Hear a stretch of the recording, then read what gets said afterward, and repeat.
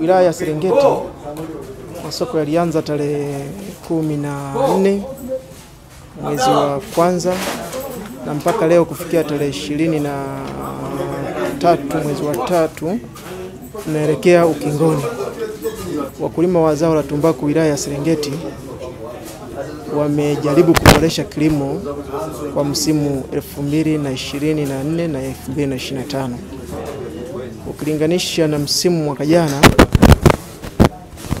ukiangalia zao la tumbaku tulikuwa na wastani wa dola 1.9 na mwaka huu tuna wastani wa dola 2.5. Kwa hiyo mafanikio ni makubwa sana. Baada ya kuongezeka, tumbaku yote ya Serengeti inayozalishwa imenunuliwa. Na sasa hivi tunaelekea ukingoni, tumeweza kuzalisha takriban kilo 2,200,400, ambayo ni hatua kubwa sana kwa kilimo cha tumbaku. Ukiangalia na msimu mwaka jana tulizalisha takriban kilo 1,200,000. Bwana shamba wa kampuni upande wa Serengeti wamejitahidi sana na wamekuwa wakipita nyumba hadi nyumba kuhakikisha mkulima anazalisha zao ambalo linakubalika kwa taratibu za uzalishaji. Maana yake wakulima wamejitahidi kuweka mbolea, wamejitahidi kupalilia kwa wakati, na ndio maana tumefikia wastani wa dola 2.5 kwa kila kilo ya zao la tumbaku. Labda wito wangu kama serikali, ninawaomba wakulima, changamoto zilizojitokeza msimu huu ikiwemo upungufu wa mabani uliojionesha kwa baadhi ya maeneo, kuna baadhi ya vyama ambavyo vimezalisha tumbaku ambayo iko chini ya kiwango, waweze kusimamiwa vizuri na mabwana shamba ili waweze kutoa tumbaku ambayo inakubalika kitaifa. Kwa kufanya hivyo, tutakuwa tumeongeza pato la ndani, pato la mkulima na pato pia katika halmashauri zetu, kwa sababu kupitia zao la tumbaku halmashauri zetu zinapata ushuru. Mmeiona tumbaku ni pesa, si ndio? Tumbaku ni pesa, na sasa hivi pesa sasa mnaiona. Kwa sababu mnaiona pesa, kila mmoja afunge mkanda sasa kwenda kujizatiti kujenga mabani ya kutosha, lakini miti msisahau, kwa sababu hii tuwe na zao bora la tumbaku linahitaji nini? Miti. Sawa. Bila miti hatuwezi kufanyaje? Hatuwezi kulima tumbaku. Na sisi kama Global Reef sasa ndo tumekuja kuwekeza. Maana yake tunategemea tumbaku tunaoipata Serengeti kwa ajili ya ulishaji wa viwanda vyetu.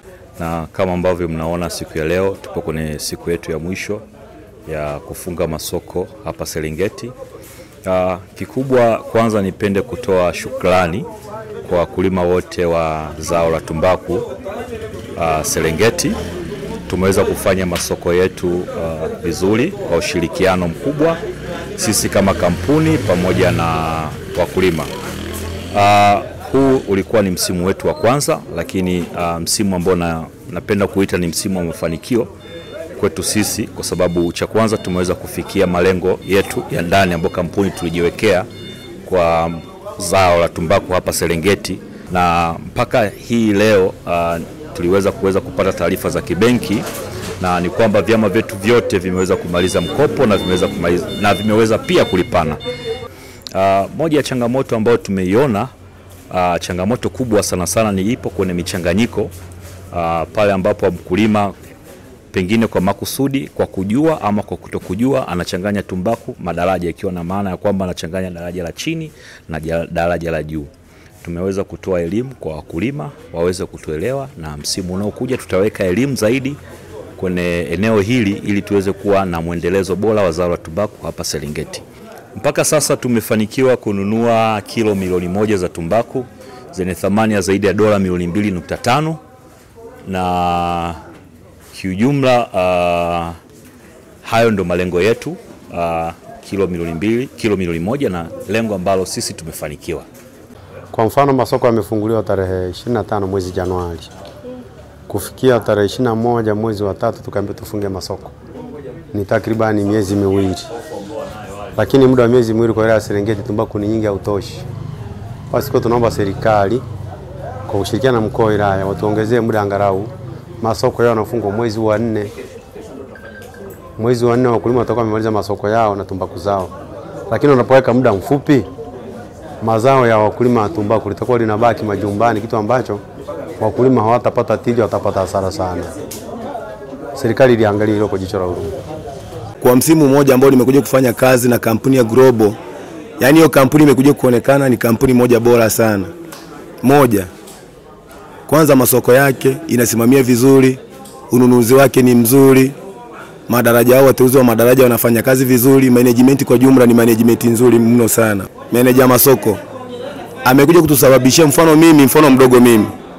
Kwenye chama changu nilikuwa na deni la takriban milioni 700 ambalo kwa mfumo wa kwetu ambao tulikuwa tunatumia Alliance One milioni 700 lisingeweza kuilipa. Lakini kwa sababu meneja masoko ambaye ni Ngaiza pamoja na shirikiana na meneja wangu Chris wamekuja kunisimamia, wakakaa na mimi wakanishauri, wakanipa maelekezo, na nilipopata yale maelekezo mpaka sasa hivi nimeshalipa milioni 700 na mpaka sasa hivi nalipa ukulima wangu na nitalipa ukulima wangu mpaka 100%. Ni zao ambalo limetukomboa sana kwa sababu baada ya kuwa limesimama kwa muda, vijana wengi walijiingiza kwenye wizi, ujambazi, kwenda National Park kuwinda, wengi sana wakauawa pale. Lakini tumeona hili zao kama chombo cha kumkomboa mtu mnyonge.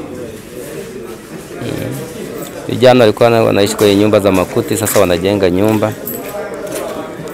Vijana sasa wananunua baisikeli, wananunua pikipiki, wananunua magari kwa sababu ya hili zao. Lakini pili, na uchumi wa Serengeti unazidi kuimarika kwa sababu kadri tunavyouza hili zao na wilaya yetu inapata hela. Kwa hiyo uchumi unaimarika wa wilaya.